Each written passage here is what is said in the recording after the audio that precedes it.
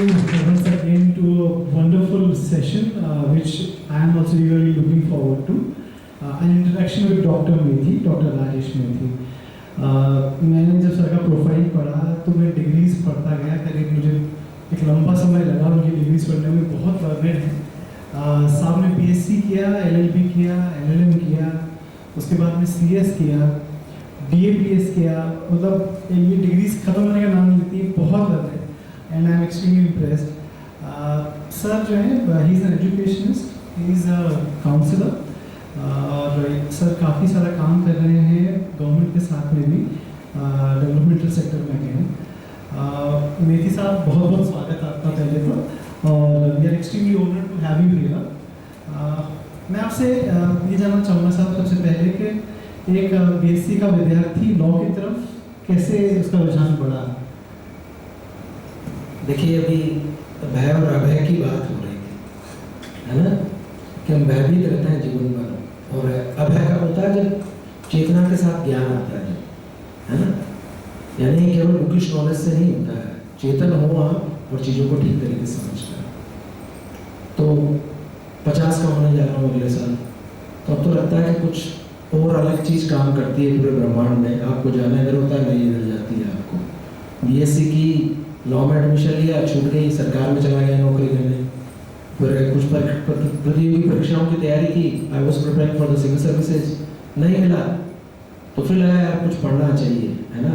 आपके जो पूर्व जन्म के कर्म होते हैं या कुछ भी होता है, हो सकता है मेरी बात पर आपका कुछ मत विभेद हो तो बातचीत करेंगे उसको।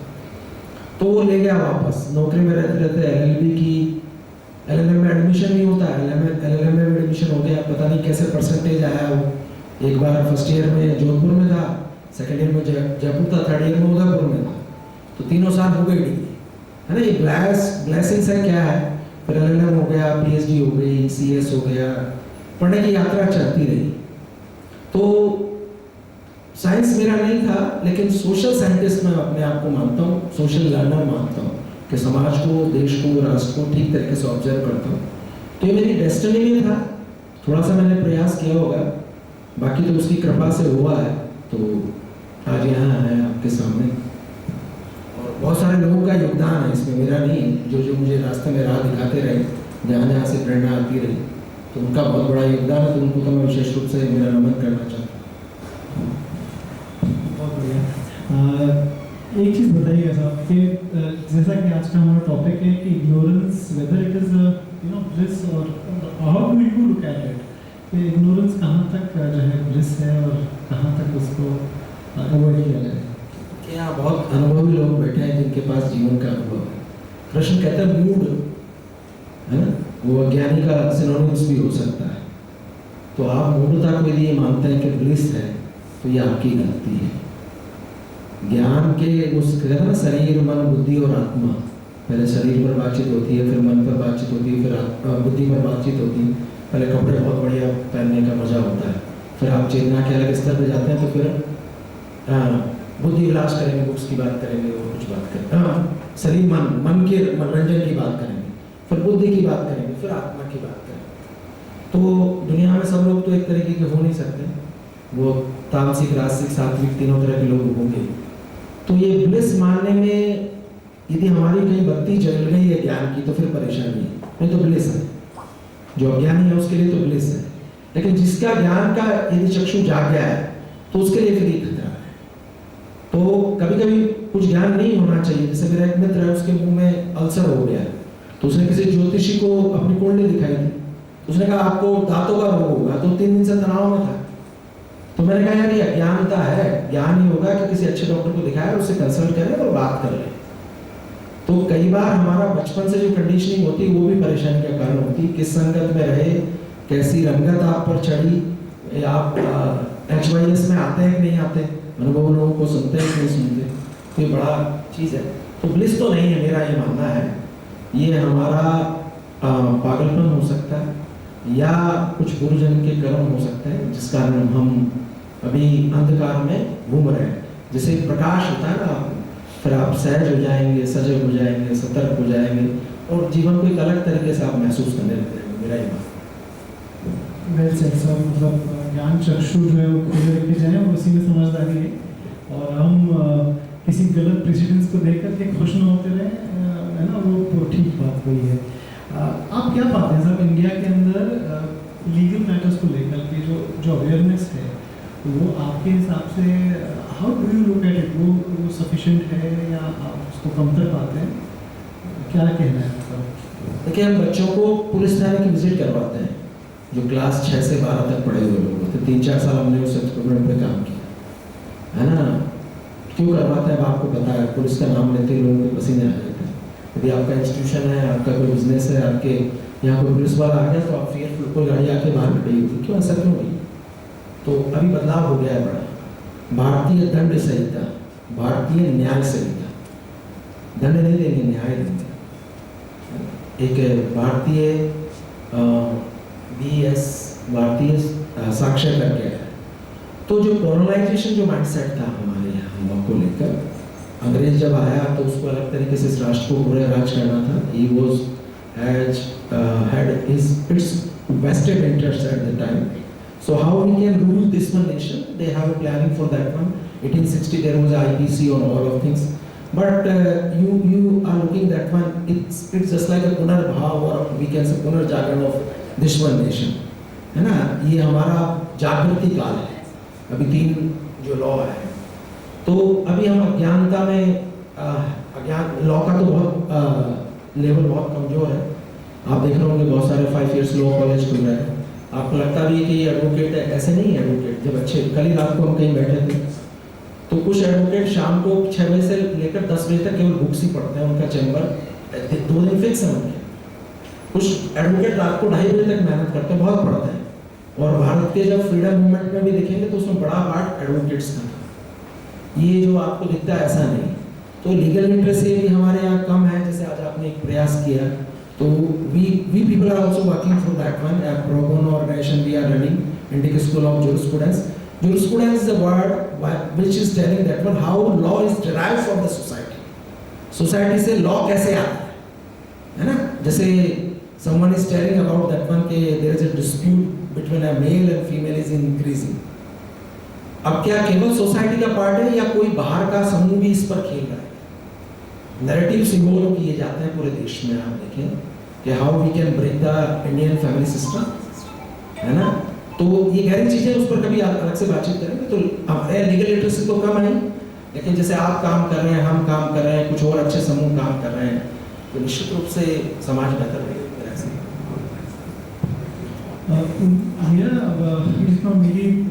जितना मेरा ज्ञान है साहब, जितनी समझ है, मुझे समझ में आता है कि LLB को एडमिशन बड़ा आसान रखा है गवर्नमेंट ने। मतलब इसमें कोई कॉम्पिटिटिव एग्जाम अगर, तो हम वो जो बड़ी यूनिवर्सिटीज़ हैं, जो 5-6 बड़े कॉलेजेस हैं, उनके लिए अगर ट्राई नहीं कर रहे हैं, तो अदरवाइज भी LLB में एडमिशन आसान ही है। आपका क्या मानना है सर कि जो ये एजुकेशन है लॉ की, ये एक आम नागरिक के लिए ये तो कितनी ज़रूरी है, और दूसरा किस तरह से उस तक पहुंचाई जाए ये चीज़ें, क्योंकि हर कोई तो इस बारे में नहीं सोचता जब तक उसके ऊपर कोई चीज़, जब कोई मुसीबत नहीं आती है। ठीक कहा सर ने। देखिए, शायद आप बहुत सारे लोग मेरे से ज़्यादा अनुभवी, पूरे समाज को 10% लोग चलाते हैं। जयपुर में हम भी काम कर रहे हैं, कुछ लोग कॉन्स्टिट्यूशन ऑफ इंडिया को लेकर स्कूलों में प्रोग्राम, हम सरकार पर दबाव बना रहे हैं। कुछ चैप्टर्स उन्होंने न्यू एजुकेशन पॉलिसी में डाल दी। राइट टू इन्फॉर्मेशन आपने सुना होगा, कंज्यूमर का जो नया एक्ट आ गया, परसों में एक रेस्तरां में गया, उसने कहा पानी की बोतल आपको पैक्ड वाटर लेना पड़ेगा। तो मैंने कहा, मेरे एक मित्र हैं जो ऑन्कोलॉजिस्ट है, वो तो कहते हैं कार्सिनोजेनिक है, तो मना करते डोंट टेक, अदरवाइज उनको ऐसा कहते। तो मैंने कहा यार, जब नहीं होती जब तो पीता ही नहीं, लेकिन बाकी तो यार तो वैसे ही लेंगे। और उसने कहा नहीं। तो जो LLB के लेकर आप बातचीत कर रहे हैं, देखिए संस्थान सब तरह के, DU से जो बच्चा पढ़ के आता है उसका लेवल अलग होता है। कोई राजस्थान विश्वविद्यालय में पढ़ता है ना, उसका अलग होता है। राजस्थान विश्वविद्यालय वाले मेरे पर मानवी का दावा भी कर सकते हैं इस बात को लेकर कि यार आप ऐसे, मैं उन्हीं का आलू नहीं हूँ। लेकिन बेहतर संस्थान आपको बेहतर बनाता है। अभी 27 हमारे LLBs हैं, नेशनल लॉ स्कूल जो है, वहाँ से जो बच्चे आ रहे हैं वो अच्छा कॉन्ट्रीब्यूशन कर रहे हैं। बहुत सारे लोग ये कहते हैं कि वो कॉर्पोरेट में जाते हैं, लेकिन उनमें से जिनकी आत्मा जाग जाती है, जिनको अच्छे सर्कल मिल जाता है, तो वो फिर यहाँ परफॉर्म भी करते हैं, लिटिगेशन में भी जाते हैं। तो लीगल लिटरेसी का एक पार्ट है कि एक जो देखेंगे वो बीड़ी तंत्र और एक अलग तरह के बच्चे हैं जिनका 4 महीने का कोर्स होता है, 1 महीने की इंटर्नशिप होती है, 12 इंटर्नशिप और 10 इंटर्नशिप करनी है उनको और 15 डेज का उनको ब्रेक मिलता है और हर बार वो अपने आप को इवॉल्व करता है। अभी सबसे बेहतरीन एकेडमी आया वो आप ये देखेंगे। दूसरी बात, सोसाइटी में जो भी जागरूक लोग हैं, those who are awakened people, the responsibility of them, just like that one side I am a lawyer, not an advocate, second side I am an academician also, जैसे राइट टू इन्फॉर्मेशन एक्ट की बात करेंगे तो उसको लेकर बहुत बेहतरीन काम हो सकता है। तो ऐसे बहुत जगह लोग अपने अपने स्तरों पर काम कर रहे हैं, हमें लगता है कि काम नहीं हो रहा है, काम हो रहा है। नए जो बच्चे आए हैं वो बहुत जागरूक है, बहुत जल्दी रिएक्ट के बजाय रेस्पॉन्ड करते हैं, ठीक तरीके से रेस्पॉन्ड करते हैं। वो किसी बात से गलत होते तो उसके बारे में लिखते भी हैं, मीडिया नहीं लिखता वो लिखते हैं, सोशल मीडिया अपना काम कर रहा है। फिर भी संभावना है क्योंकि सोसाइटी की चेतना या शक्ति जिसे कहते हैं उसे इवॉल्व करने के लिए बहुत सारे ऐसे क्लबों की जरूरत है, बहुत सारे राउंड टेबल्स की जरूरत है, बहुत सारे डिस्कशन की जरूरत है। जैसे हम जयपुर में राउंड टेबल करते हैं, राधाकृष्ण लाइब्रेरी है तो वहाँ आप आइए, आप भी अपनी बात रखिए। हम कॉन्स्टिट्यूट असेंबली के डिबेट पर बातचीत करते हैं, बीच बीच में कुछ इश्यूज पर बातचीत करते हैं, ओपन है, सबके लिए ओपन है। तो हमें कहीं ना कहीं सोशल कॉन्शियसनेस को तो इवॉल्व करना ही पड़ेगा और वो भी यदि हम 20 से 30% पे पहुंच जाएंगे तो देश समाज बहुत बढ़िया हो जाएगा। 50% लोग तो वो है जो आए हैं, उनका इस जीवन में निकल जाना है, उनके बारे में सोचने की जरूरत भी नहीं। उनको जो चाहिए उसके लिए हम जो भी कंट्रीब्यूट कर सकते हैं, परमेश्वर की जो कृपा है वो हम कर सकते हैं। आपने बहुत अच्छी बात कही सर, जो मुझे 2-3 चीज़ें समझ में आई हैं। तो पहली चीज़ ये कि जिस तरह से आज़ादी के समय भी जुलारा कम्युनिटी की उसकी बहुत बड़ी कंट्रीब्यूशन थी। हमारे पहले प्रेसिडेंट्स जो रहे या जो प्राइम मिनिस्टर्स भी रहे वो भी लॉ के स्टूडेंट रहे ही रहे। दूसरी चीज़ ये कि मुझे लगता है सर ये समाज जो है उसमें ऐसा लगेगा कि काफ़ी सारे लोगों को तो मतलब ही नहीं रहेगा, सिर्फ एक कुछ चंद 10% लोग हैं जो कि परहैप्स चेतना या जन आंदोलनों को एक मूर्त रूप देते हैं। मुझे एक चीज़ बताइए सर कि ये जो इंडिक स्कूल ऑफ जूरिस्प्रूडेंस है या इंडिक पाठशाला है, इसके द्वारा एक तो इसकी स्थापना का आपको आइडिया कैसा है और इसका क्या उद्देश्य था सर आपका? देखिए निरंकार चेतना अब संडे को 11 बजे कौन उठ के आता है, लेकिन HYS में आ रहे हैं क्योंकि कुछ ना कुछ तो मिलता है। देखिए ज्ञान आपकी जेब में पड़ा रहेगा, आपके मस्तिष्क में पड़ा रहेगा तो उतना ही रहेगा। मैं यहाँ आया तो कुछ ना कुछ लेके, तो wisdom exchanging is the most important part. Yadav साहब मुझे सपोर्ट करेंगे, हम सेंट्रल पार्क में एक वॉक टू टॉक करके प्रोग्राम चलाते हैं, उसकी पंचलाइन ही है एक्सचेंजिंग ऑफ विजडम। तो इंडियन स्कूल ऑफ जूरिस्प्रूडेंस मेरे जिन गुरुओं ने मुझे पढ़ाया, कहता है यार तू नौकरी में तो काम कर रहा है लेकिन तू नौकरी में अनफिट है, तो नौकरी के साथ साथ कुछ किया है। तो हम उस विचार में लगे हुए थे और तकरीबन 2018 में हमारे आया कि हम कुछ ना कुछ लॉ पर काम करेंगे। तो 2 साल इसका नाम लगने में चल गया, पहले इंडियन इंस्टीट्यूशन ऑफ ऐसा लीगल अफेयर्स करके बना, फिर 4 अगस्त 2020 को इसकी ट्रस्ट बनी है इंडियन स्कूल ऑफ जूरिस्प्रूडेंस, जिसका प्राइमरी कंसर्न डीकॉलोनाइजेशन ऑफ लॉ है, यानी जो औपनिवेशिक कानून है उसके बजाय भारतीयकरण हो, हम उस पर बातचीत करें और walk of life people, not lawyers only, because अभी हम बैठे तो 27 से 28 कानून लागू है इस पे पूरी इस हॉल में हम बैठे, तो 28 लॉज एप्लीकेबल ऑन अस, यदि हम बातचीत करें तो उसको जानने की जरूरत नहीं। जैसे हमने कहा कि प्रोफेशनल हेल्प ले सकते हैं, कुछ चीज़ों के बारे में हमें जानने की जरूरत।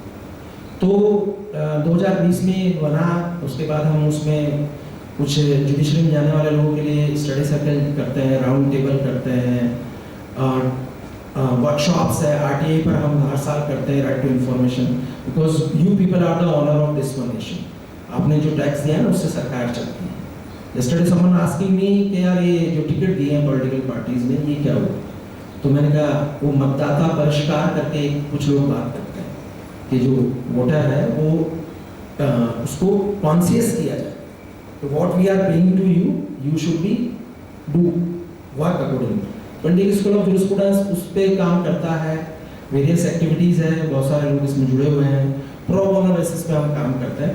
लेकिन यदि कोई ऐसा चाहता है कि मैं इसके माध्यम से पैसा भी कमाना चाहता हूँ, उसको कहते हैं कर लेते हैं तेरा प्रोजेक्ट, हमारा कुछ नहीं, क्योंकि मैं तो सरकार में काम करता हूँ, बाकी बहुत बेहतरीन तरीके से हमने काम किया, लगातार स्टडी सर्कल चला। कोरोना के बाद फिर हमने 2.0 जारी किया इसका, अभी काम चल रहा है। राउंड टेबल हमारी 2 महीने में एक बार होती है। चीफ जस्टिस ऑफ इंडिया को एक बार हमने यहाँ बुलाया, वो हमारा ITC में एक प्रोग्राम, कुछ ऑर्गेनाइजेशन के साथ मिलकर हमने प्रोग्राम किया। कंज्यूमर राइट्स पर हम काम करते हैं, कुछ लॉ फर्म्स को हम मेंटर करते हैं, जो पेटेंट, ट्रेडमार्क, कॉपीराइट, IP पे जो काम करते हैं, या जो बच्चे हमारे पास इंटर्नशिप के लिए आते हैं उनको भी हम इन्वॉल्व करते हैं कि instead of you can take a guru, but आपके लिए अपना कोई लॉ फर्म खोलना है या कुछ करना है तो ऐसे करके एक सेंटर फॉर लीगल स्टडीज़ है, सेंटर फॉर बिजनेस स्टडीज़ है, क्योंकि जब तक एंटरप्रेन्योरशिप नहीं होगी सोसाइटी में तो सोसाइटी इवॉल्व नहीं है, तो हम उस पर भी काम करते हैं। सेंटर फॉर लीडरशिप करके, तो इंडिक पाठशाला उसका पार्ट है जो LND पे काम करता है, लर्निंग ये जो ऑर्गेनाइजेशन है सर, ये कमर्शियल इन नेचर है या ये एक लोगों को जोड़ने का एक मार्ग है, जिसमें कि आपने कॉस्ट को भी ध्यान में रखा है, लेकिन मुझे इतनी इम्पोर्टेंट नहीं है, किस तरह से ये प्रोबोनो है। प्रोबोनो मतलब क्या कहते हैं, नॉन प्रॉफिटेबल ऑर्गेनाइजेशन, तो प्रोबोनो है। और हम तो चाहते हैं जितने लोग जुड़ेंगे तो हम कुछ सीखेंगे, कुछ उनके साथ बढ़कर कुछ बेहतर, कुछ बड़ा कर सकते हैं।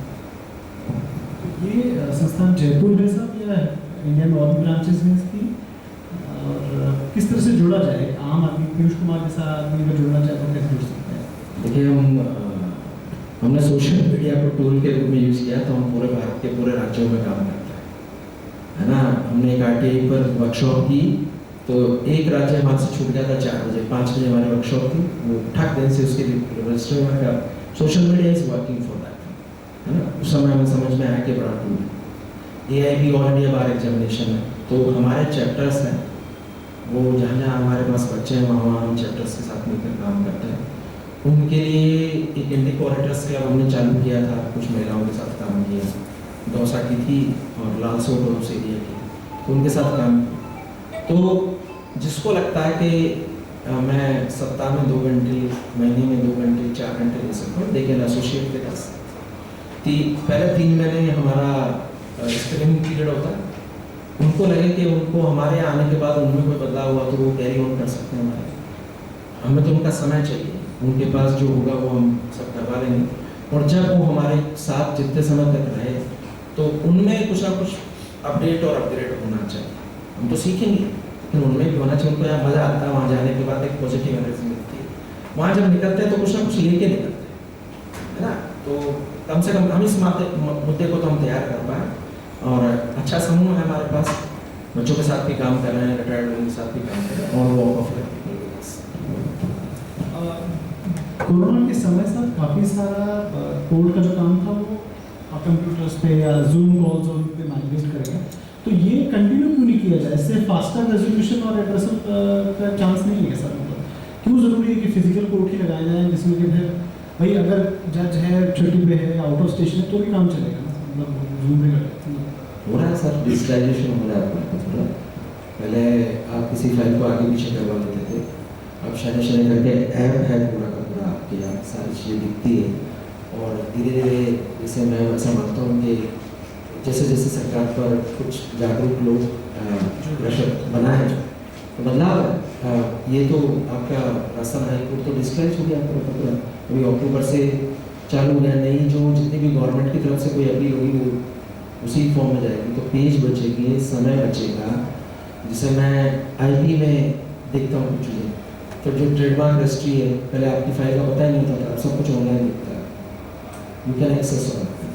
तो जो इंफॉर्मेशन टेक्नोलॉजी है वो चीज़ों को बदलाव को लाए, समय लगेगा थोड़ा सा। कबीर भाई साहब, क्या नए प्रोस्पेक्ट्स या क्या प्रोस्पेक्ट्स इस टाइम पे लॉयर, जैसे जब भी किसी कोर्ट में जाते हैं तो देखते हैं इतने सारे लॉयर्स बैठे हैं, सबको बैठने की जगह भी नहीं है, कोई पेड़ के नीचे, कोई कहीं टंगा हुआ है सब। तो मैं सोचता हूँ कि फिर भी लोग अट्रैक्ट हो रहे हैं कि क्या, मतलब what new is happening and how can we enter this issue also? देखिए, हमारे में से बहुत सारे को बच्चे अभी प्लान कर रहे होंगे अपने कैरियर को, है ना। मेरे तो ये जो भीड़ दिखती है, तो भीड़ सब जगह दिखती है ना। और लॉ में बहुत सारे ऑप्शंस हैं, कोई बेरोजगार नहीं रह सकता, ये मेरी गारंटी है। लेकिन कोई skilled. If you don't have a skill, you couldn't get anything else in your life. So the main thing is that one, you should be skilled. है ना, बहुत सारा पढ़ना पड़ता है।